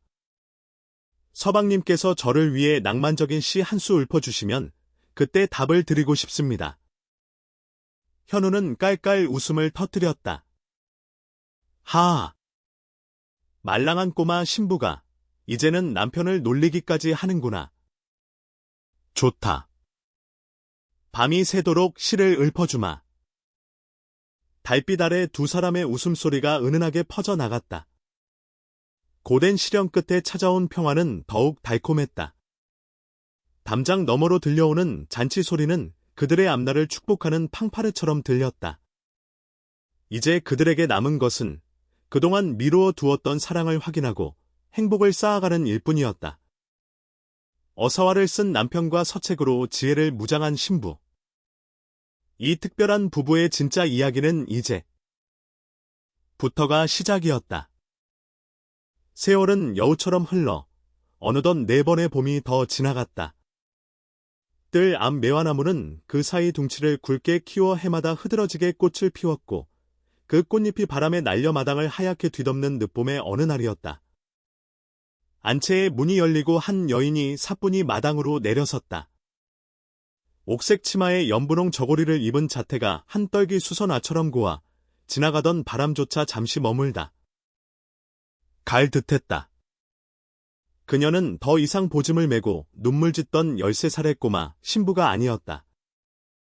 맑고 깊은 눈매에는 지혜가 서려 있고 단정하게 담은 입술에는 기품이 흘러넘치는 18살의 완숙한 여인, 바로 수아였다. 그녀가 움직일 때마다 은은한 난초 향기가 배어나왔고 하인들은 그녀의 그림자만 비춰도 고개를 숙여 예를 표했다. 이제 그녀는 명실상부한 이 집안이 안주인이었다. 마님, 사랑채에 손님이 오셨는데 다과상을 내갈까요? 어린 몸종이 쪼르르 달려와 묻자 수아는 부드러운 미소로 고개를 끄덕였다. 서방님께서 귀한 손님과 담소 중이시니 곶감 오림과 국화차를 내어 가거라. 차는 너무 뜨겁지 않게 식혀서 내고 지시 하나하나에 빈틈이 없었다. 시어머니 김씨는 안방 문틈으로 며느리의 일거수일투족을 지켜보다가 흐뭇한 미소를 지으며 고개를 끄덕였다. 내 며느리지만 참으로 잘 컸어. 현우 놈이 사람 보는 눈 하나는 타고났단 말이지. 김씨는 이제 집안의 대소사를 모두 수아에게 맡기고 뒷방 늙은이로 물러나 유유자적한 삶을 즐기고 있었다. 예전에 그 깐깐하고 포악스럽던 시어머니의 모습은 온데간데 없었다. 수아의 지극한 효심과 현명한 처신이 김씨의 마음을 완전히 녹여버린 까닭이었다. 해질녘에 손님이 돌아가고 현우가 안채로 들어왔다. 관복을 벗고 편안한 평상복으로 갈아입은 현우의 모습은 여전히 홀쭉하고 늠름했다. 그는 이제 조정에서도 인정받는 젊은 관료가 되어 있었다. 그러나 밖에서의 위엄과는 달리 수아 앞에서는 무장해제된 어린아이처럼 다정한 미소를 지었다. 부인, 오늘 하루도 고단하셨지요. 현우가 다가와 수아의 손을 잡았다. 아니옵니다. 서방님께서 나란 일에 더 고단하셨을 테지요. 수아가 수줍게 웃으며 대답했다. 현우는 수아의 얼굴을 빤히 들여다보았다. 내해전 두려움에 떨던 그 작은 소녀는 이제 자신과 눈을 맞추고 대화를 나눌 수 있는 어여쁜 여인이 되어 있었다. 현우의 심장이 묵직하게 뛰었다. 그는 이 순간을 위해 지난 5년을 인내하며 기다려왔다. 꽃봉오리가 억지스. 넣은 손길이 아닌 따스한 햇살과 바람 속에서 스스로 만개하기를. 그리고 지금 그의 눈앞에 활짝 피어난 꽃이 향기를 뿜어내고 있었다. 수아야, 현우의 목소리가 낮게 깔렸다. 서방님, 오늘 밤은 달이 참으로 밝아 단순한 날씨 이야기가 아님을 수아도 직감했다. 현우의 눈빛에 담긴 뜨거운 열망을 읽은 수아의 뺨이 저녁 노을처럼 붉게 물들었다. 그녀는 고개를 숙이지 않았다. 대신 현우의 손을 더 꽉 잡으며 조용히 속삭였다. 술상을 봐올까요? 현우는 고개를 저었다. 술은 필요 없다. 이미 너라는 향기에 취해 있으니. 현우의 손길이 수아의 뺨을 타고 흘러내렸다. 그 손길은 5년 전 첫날 밤에 조심스러웠던 위로와는 달랐다. 그것은 사내가 여인을 원할 때 나오는 짙은 애정과 소유의 손길이었다. 밤이 깊어지자 집안의 모든 불이 꺼지고 오직 안방의 촛불 하나만이 흔들리고 있었다. 현우와 수아는 마주 앉았다. 5년 전 그날처럼. 그러나 공기는 전혀 달랐다. 그때는 두려움과 어색함이 가득했지만 지금은 숨막힐 듯한 설렘과 긴장감이 방 안을 가득 채우고 있었다. 수아는 떨리는 손으로 현우의 옷을 풀었다. 현우 역시 수아의 저고리 고름을 천천히 당겼다. 사그락거리는 옷감 스치는 소리가 정적 속에서 유난히 크게 들렸다. 저고리가 벗겨지고 하얀 속적삼이 드러나자 현우는 잠시 숨을 멈추고 수아의 어깨를 감싸 안았다. 오래 기다리게 했구나. 현우가 쉰 목소리로 말했다. 아니옵니다. 서방님의 기다림이 저를 키우셨습니다. 그 기다림이 없었다면 저는 시들어버린 꽃이 되었을 것입니다. 수아가 현우의 품에 얼굴을 묻으며 대답했다. 현우는 수아를 조심스럽게 자리에 눕혔다. 원한 금침 위로 수아의 검은 머리카락이 흩어졌다. 촛불에 비친 그녀의 나시는 빚어놓은 백자처럼 고결하고 아름다웠다. 현우는 손끝으로 그녀의 이마에서부터 콧날, 그리고 입술을 천천히 훑어 내려갔다. 수아는 눈을 감고 현우의 손길을 받아들였다. 두려움은 없었다. 오직 사랑하는 사람과 하나가 된다는 벅찬 감동만이 있을 뿐이었다. 이제 너는 나의 아내이자 나의 연인이자 나의 버디다. 현우의 입술이 수아의 입술에 닿았다. 처음에는 부드럽게, 점차 깊고 뜨겁게, 5년이라는 시간 동안 꾹꾹 눌러왔던 현우의 정욕이 댐이 터지듯 흘러나왔으나 그는 결코 거칠지 않았다. 그는 수아의 반응 하나하나를 살피며 그녀가 고통보다는 환희를 느낄 수 있도록 배려했다. 수아 역시 현우의 목을 끌어안으며 서툴지만 열정적으로 그에게 응답했다. 방 안의 촛불이 일렁이다가 꺼졌다. 어둠 속에서 두 사람의 숨소리가 하나로 섞여들었다.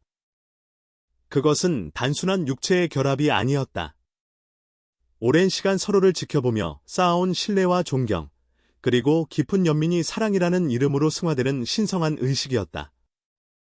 창밖에는 봄비가 부슬부슬 내리기 시작했다. 내리는 봄비가 땅을 적시듯 두 사람의 사랑은 서로의 영혼 깊숙한 곳까지 스며들었다. 아프지는 않으냐? 행위 도중 현우가 걱정스럽게 물었다. 괜찮습니다. 서방님 품이라 참으로 따뜻합니다. 수아의 목소리는 물기에 젖어 있었으나 행복에 겨워 있었다. 현우는 수아를 부서질세라 꼭 껴안았다. 사랑한다. 내 평생 너만을 은혜하고 또 은혜할 것이다. 그날 밤 신방의 문은 굳게 닫혀 있었으나 그 안에서 피어난 사랑의 꽃향기는 담장을 넘어온 세상으로 퍼져나가는 듯했다. 꼬마 신부는 그렇게 비로소 진짜 여인이 되었고 기다림을 아는 남편은 진정한 지아비가 되었다. 다시 세월이 흘러 10년이라는 시간이 지났다.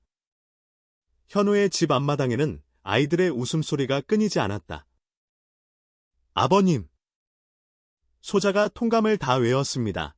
7살 난 맏아들이 쪼르르 달려와 현우의 무릎에 매달렸다.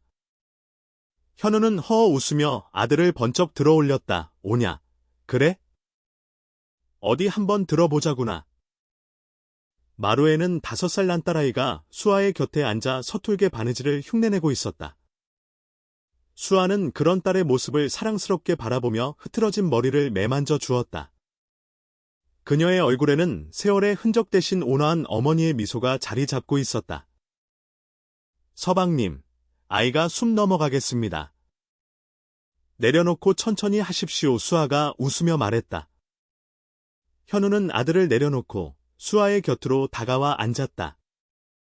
어느덧 중년의 티가 나는 현우였지만 수아를 바라보는 눈빛만은 신혼 때와 다름없이, 아니 그때보다 더 깊고 그윽했다. 현우는 조정에서 판서의 자리에까지 올랐다.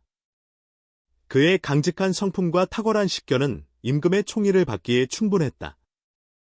그러나 세상 사람들은 현우의 성공 뒤에는 현명한 아내 수아의 내조가 있었음을 더 높이 샀다. 수아는 단순히 집안 살림만 하는 아내가 아니었다. 현우가 정치적인 문제로 골머리를 앓을 때마다 수아는 서책에서 얻은 지혜와 특유의 통찰력으로 조언을 아끼지 않았다. 때로는 현우보다 더 냉철하게 상황을 분석하여 위기를 넘기게 해준 적도 한두 번이 아니었다. 부부는 서로에게 스승이자 번니였고 가장 든든한 동반자였다. 어느 날 밤, 부부는 나란히 마루에 앉아 달을 구경하고 있었다. 아이들은 모두 잠들고 집안은 고요했다. 현우가 차잔을 내려놓으며 입을 열었다. 부인, 기억하시오? 우리가 처음 만났던 그날 밤을. 수아가 미소를 지으며 고개를 끄덕였다. 어찌 있겠습니까? 서방님께서 저를 잡아먹을 듯 노려보시던 그 눈빛에. 허, 내가 언제 그랬다고 그러시오? 나는 그저 겁먹은 토끼 같은 내가 안쓰러웠을 뿐이요. 현우가 짐짓 억울한 표정을 지었다. 두 사람은 마주보며 소리내어 웃었다. 웃음 끝에 수아가 현우의 어깨에 머리를 기대었다. 서방님, 만약 그때 서방님께서 기다려주지 않으셨다면 지금의 우리는 없었겠지요. 현우는 수아의 손을 잡고 부드럽게 쓰다듬었다. 꽃이 필 때를 기다리는 것은 농부의 마음이고 사람이 자라기를 기다리는 것은 부모의 마음이라 했다. 하물며 평생을 함께할 반려자가 제 빛을 낼 때까지 기다리는 것은 지아비의 마땅한 도리가 아니겠느냐? 현우의 말에 수아는 가슴이 뭉클해졌다. 세상의 많은 사내들이 여인을 소유물로 여기고 함부로 대하던 시절이었다. 그러나 현우는 달랐다. 그는 수아의 가능성을 믿었고 그녀가 스스로 설 때까지 인내했으며 마침내 그녀와 동등한 위치에서 서로를 존중했다. 그것은 단순한 남녀 간의 사랑을 넘어선 인간 대 인간으로서의 깊은 예의이자 신이었다. 고맙습니다, 서방님. 저를 사람으로 만들어 주셔서 아니다. 내가 나를 사람으로 만들어 준 것이다. 너를 지키고 가르치며 나 또한 자랐으니 우리는 서로가 서로를 키운 셈이지. 바람이 불어와 뜰 앞 매화나무 가지를 흔들었다. 꽃잎 몇 장이 날아와 두 사람의 옷자락 위에 내려앉았다. 현우는 수아의 머리에 내려앉은 꽃잎을 떼어 주며 말했다. 보시오. 꽃은 지지만 그 자리에는 탐스러운 열매가 맺히지 않소? 우리의 젊은 날은 저 꽃잎처럼 지나갔으나 우리 앞에는 이리도 아름다운 가정과 세월의 열매가 맺어 있으니 이 얼마나 다행한 일이오. 수아는 현우의 손을 자신의 볼에 비비며 눈을 감았다. 따뜻하고 거친 그 손의 감촉이 너무나 좋았다. 다음 생에도 저를 기다려 주시겠습니까? 수아가 장난스럽게 그러나 진심을 담아 물었다. 현우는 깔깔 웃으며 대답했다.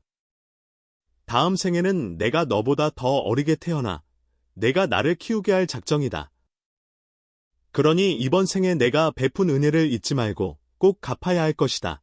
예, 그리하겠습니다. 서방님께서 꼬부랑 할아버지가 되어도 제가 업고 다니겠습니다. 부부의 그림자가 달빛 아래 길게 늘어졌다. 그 그림자는 둘이었지만 마치 한 그루의 나무처럼 서로 얽혀 하나가 되어 있었다. 세상은 여전히 시끄럽고 험난했지만 이 작은 집 담장 안에는 언제나 평화와 사랑이 넘쳐 흘렀다. 한 줄기 촛불 아래 맺은 맹세, 평생을 두고 갚으리라. 현우가 혼례식 날 마음속으로 되뇌었던 그 맹세는 한치의 어긋남 없이 지켜졌다. 어린 신부를 키워낸 남편의 사랑과 그 사랑을 먹고 자라나 집안을 일으킨 여인의 지혜. 이 아름다운 이야기는 마을 사람들의 입을 타고 전설처럼 전해져 내려왔다. 사랑이란 상대를 소유하는 것이 아니라 상대가 온전히 자신으로 존재할 수 있도록 기다려주는 것임을, 그리고 함께 성장하는 것임을 보여주는 증거로서 말이다. 밤하늘의 별들이 두 사람을 축복하듯 욱 반짝였다. 서방님은 책을 읽어주고 부인은 그 곁에서 바느질하며 가끔 눈을 마주치고 웃음 짓는 그 평범하고도 위대한 일상이 오래도록 계속되었다. 마침내 꽃은 피었고 열매는 달았으며 그 향기는 영원토록 지지 않았다. 아버지, 저는 도무지 이해할 수가 없습니다. 혼례란 남녀가 만나 가문을 이루고 자손을 번성하게 하는 것이거늘 어찌하여 제게 돌부처처럼 굴라 하십니까? 장지문 밖으로 억울함이 가득 묻어나는 젊은 사내의 목소리가 터져나왔다. 마당에 떨어진 붉은 단풍잎들이 그 섯을 퍼런 외침에 바스락거리며 굴러갔다. 방 안에는 하얗게 샌 수염이 제법 잘 어울리는 중년의 현우가 붓을 멈춘 채 앉아 있었고 그 앞에는 그의 장남 창환이 씩씩거리며 서 있었다. 창환이는 아버지의 홀쭉한 키와 어머니의 고운 이목구비를 쏙 빼닮은 그야말로 장안의 내로라 하는 미남자였다. 이미 소가에 급제하여 가문의 자랑이 되었으나 탁월한 총명한 만큼이나 성정이 급하고 자기 주장이 강한 것이 흠이라면 흠이었다. 며칠 뒤면 창환이의 혼례식이 있었다. 상대는 현우의 오랜 버딘 최진사의 딸 서운이었다. 올해 겨우 14살이 된 애늙은이 티를 벗지 못한 어린 규수였다. 창환이는 자신의 배필이 너무 어리다며 그리고 아버지가 내린 언명에 대해 불만을 토로하고 있는 중이었다. 현우는 붓을 필새에 가지런히 올려놓고 천천히 고개를 들었다. 그의 눈빛은 세월의 깊이만큼이나 그윽하고 침착했다. 올부처처럼 굴라 한 적 없다. 기다리라 했을 뿐이다. 현우의 목소리는 낮았으나 그 안에는 거역할 수 없는 위엄이 서려 있었다. 하지만 혈기왕성한 창환이는 쉽게 물러서지 않았다. 기다림이라니요? 남들이 들으면 소박맞은 신세인 줄 알겠습니다. 서운 낭자가 비록 어리다 하나 혼례를 치르면 엄연한 제 아내입니다. 부부의 연을 맺는 첫날 밤에 신부의 손끝 하나 건드리지 말라니. 이게 가당키나 한 말씀입니까? 창환이는 답답함에 가슴을 쳤다.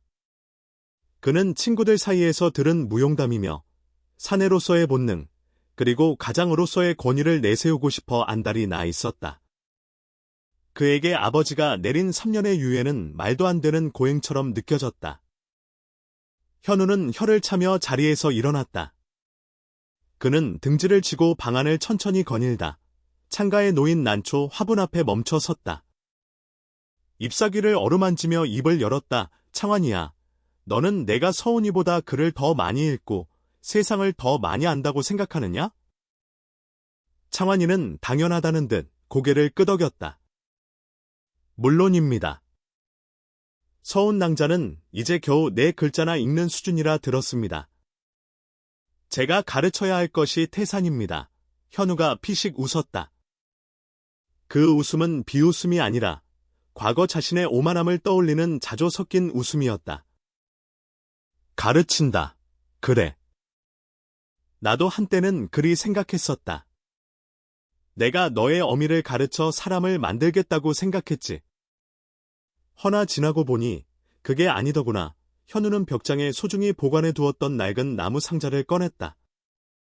먼지가 뽀얗게 앉은 상자를 열자 그 안에는 누렇게 바랜 종이 묶음들이 들어 있었다. 현우는 그중 한 장을 꺼내 창환이에게 건넸다. 읽어보거라. 창환이는 의아한 표정으로 종이를 받아들었다. 그것은 아버지 현우의 필체가 분명했으나 평소의 힘찬 필치와 달리 어딘가 흔들리고 고뇌에 찬 글씨였다. 술시, 술시, 밤, 신방에 불을 끄고 누웠으나 잠이 오지 않는다. 저 아이의 숨소리가 들린다. 두려움에 떨면서도 나를 믿고 잠든 저 작은 등을 보고 있자니 사내로서의 욕망이 끓어오르다가도 가슴 한구석이 아려온다. 내가 취하려는 것이 여인의 몸인가? 아니면 한 사람의 영혼인가? 억지로 취하면 몸은 얻을지 몰라도 마음은 영원히 잃을 것이다. 참아야 한다.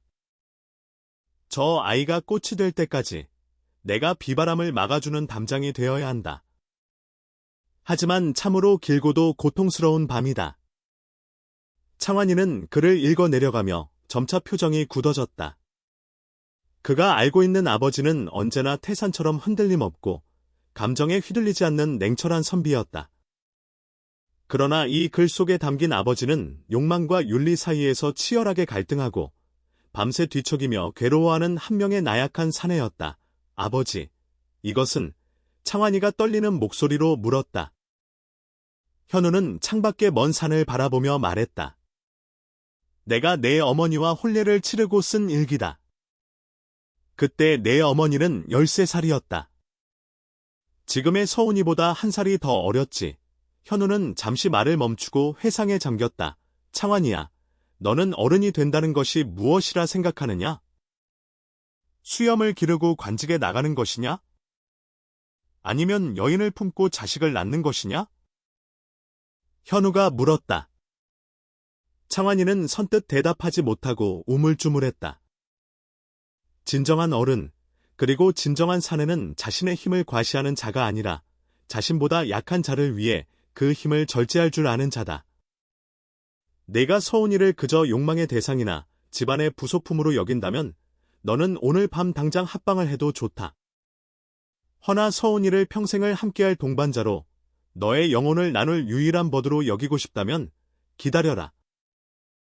현우의 눈빛이 매섭게 빛났다.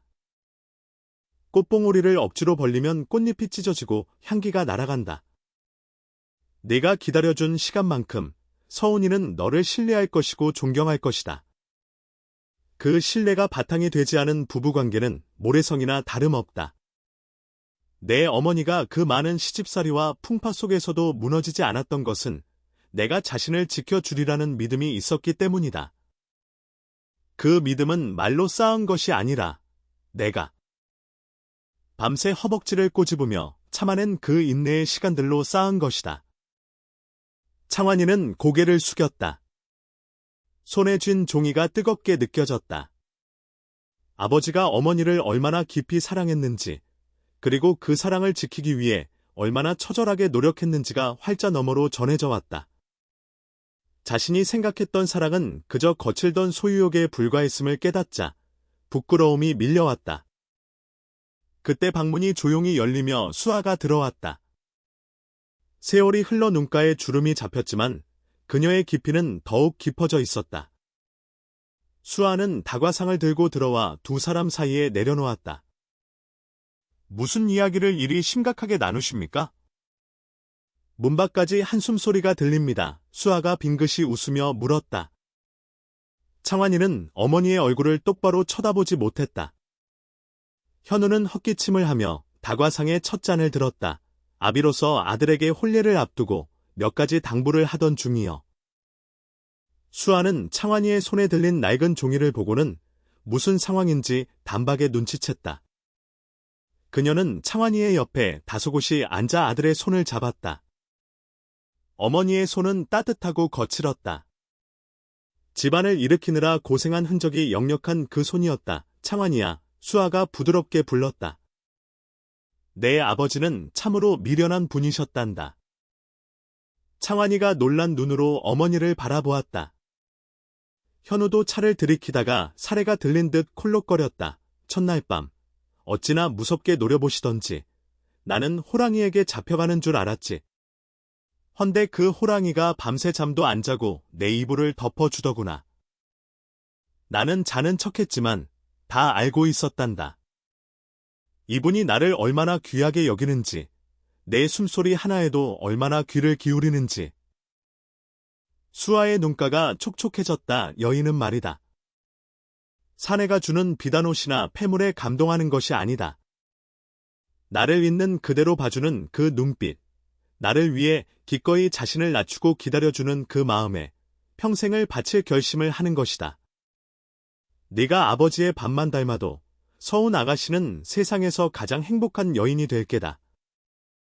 창환이는 어머니의 말에 코끝이 찡해졌다. 그는 아버지와 어머니를 번갈아 보았다. 두 분 사이에는 보이지 않는 끈이 단단하게 연결되어 있는 듯했다. 그것은 단순한 부부의 정을 넘어선 전율이자 신앙과도 같은 유대감이었다. 창환이는 자리에서 일어나 아버지와 어머니에게 큰 절을 올렸다. 소자, 아버님과 어머님의 뜻을 깊이 새기겠습니다. 어리석은 생각으로 두 분께 심려를 끼쳐드려 송구합니다. 서운 낭자를 제 목숨처럼 귀히 여기고 낭자가 준비될 때까지 기다리겠습니다. 그것이 사내의 기림을 이제야 알겠습니다. 현우는 흐뭇한 표정으로 아들의 어깨를 두드려 주었다. 그래, 잘 생각했다. 처음에는 힘들 것이다. 하지만 훗날 내가 백발이 되었을 때 내 곁에 앉아있는 아내를 보며 오늘을 결코 후회하지 않을 것이다. 수아도 아들의 등을 쓰다듬어 주었다. 방 안에는 국화차 향기가 그윽하게 퍼져나갔다. 가을이 깊어가고 있었지만 이 작은 방 안은 봄날처럼 따스했다. 드디어 혼례 날이 밝았다. 맑고 청명한 가을 하늘 아래 청사 초롱이 내걸리고 마을은 잔치 분위기로 들썩였다. 창환이는 사무관대를 갖춰 입고 백마에 올랐다. 긴장한 기색이 역력했지만 그의 눈빛만은 전보다 훨씬 깊고 단단해져 있었다. 신부 서운의 집 마당에는 수많은 하객이 모여 있었다. 연지 곤지를 찢고 화려한 화옷을 입은 어린 신부 서운은 긴장하여 고개를 푹 숙이고 있었다. 작은 어깨가 파르르 떨리는 것이 창환이의 눈에 들어왔다. 예전 같았으면 답답해 보인다고 생각했을 그 모습이 이제는 지켜주고 싶다는 연민으로 다가왔다. 아버지가 30년 전 느꼈을 그 감정을 창환이도 비로소 느끼게 된 것이다. 혼례 의식이 끝나고 밤이 깊었다. 신방에 든 창환이와 서운 사이에는 어색한 침묵이 흘렀다. 촛불이 타닥거리며 타오르는 소리만이 방안을 채웠다. 서운은 무릎 위에 올린 손을 꽉 쥐고 어쩔 줄 몰라 했다. 창환이는 심호흡을 한 번 하고는 조심스럽게 서운에게 다가갔다. 그리고 족두리를 벗겨주었다. 서운이 화들짝 놀라 몸을 움츠렸다. 창환이는 멈칫했지만 이내 부드러운 미소를 지으며 물러앉았다. 부인, 많이 무서우시오. 창환이의 목소리는 다정했다. 아닙니다. 그저. 서운은 기어가는 목소리로 대답했다. 창환이는 고개를 끄덕이며 방 안 구석에 있는 이불을 펴기 시작했다. 그리고 베개 하나를 저만치 떨어뜨려 놓았다. 서운의 눈이 동그래졌다. 창환이는 서운의 앞에 앉아 그녀의 작은 손을 잡았다. 내 아버님께서 어머님께 그러하셨듯 나 또한 부인에게 약조하리다. 부인이 진정으로 마음을 열고 나를 지아비로 받아들일 때까지 나는 기다릴 것이요. 우리는 부부이나 또한 평생을 함께할 것이 아니겠소? 서로를 알아갈 시간이 필요할 테니 오늘은 그저 편히 주무시오. 서운은 놀라움과 안도감이 뒤섞인 눈빛으로 창환이를 올려다보았다. 무서운 사내인 줄만 알았던 남편이 자신을 이토록 배려해주다니. 서운의 긴장이 풀리면서 눈물이 핑 돌았다. 서방님, 감사합니다. 창환이는 서운의 머리를 쓰다듬어 주었다. 감사할 것 없소. 내 욕심보다 부인의 마음이 더 중한 까닭이여. 그날 밤, 창환이는 약속대로 서운에게 손끝 하나 대지 않고 잠자리를 지켰다. 창밖에는 휘영청 밝은 달이 떠 있었고 사랑채 마루에 앉아 그 달을 바라보는 현우와 수아의 그림자가 길게 드리워져 있었다. 보시오. 창환이가 제법 흉내를 잘 내는구려. 현우가 깔깔 웃으며 술잔을 기울였다. 흉내가 아닙니다. 진심이 보였습니다. 피는 못 속인다더니 서방님의 그 고집스러운 다정함까지 닮았습니다. 수아가 안주를 건네며 웃었다. 고집스러운 다정함이라. 듣기 좋은 말이요. 현우는 술잔을 내려놓고 수아의 손을 잡았다. 세월이 흘러 거칠어지고 주름진 손이었지만 현우에게는 세상 그 어떤 비단보다 곱고 귀한 손이었다. 부인, 우리가 뿌린 씨앗이 또다시 싹을 트는 것을 보니 이제 죽어도 여한이 없겠소. 어찌 그런 말씀을 하십니까? 손주 녀석들 재롱도 보셔야지요. 그리고 무엇보다. 수아가 짐짓 눈을 흘기며 말했다. 다음 생에 저를 키워주신다는 약조, 잊으신 건 아니겠지요? 저는 아직 그 빚을 다 받으려면 멀었습니다. 현우는 호탕하게 웃었다. 그렇고 말고. 다음 생에는 내가 철없는 꼬마 신랑이 되어 내 속을 좀 썩일 테니 내가 나를 사람 만들어오. 그때는 내가 너를 누이라 부르며 따라다닐 테니 어머. 징그럽습니다. 하하하. 두 사람의 웃음소리가 밤늦도록 퍼져나갔다. 마당의 감나무에는 잘 익은 홍시가 주렁주렁 매달려 있었고 가을바람은 풍요롭고 시원했다. 사랑은 그렇게 되물림되고 있었다. 인내하고 존중하며 상대를 위해 자신의 자리를 비워두는 그 아름다운 기다림의 미학이 현우의 집안을 지탱하는 뿌리가 되었다. 창환이와 서운 또한 숱한 계절을 지나며 서로를 물들이고 마침내 탐스러운 열매를 맺으리라.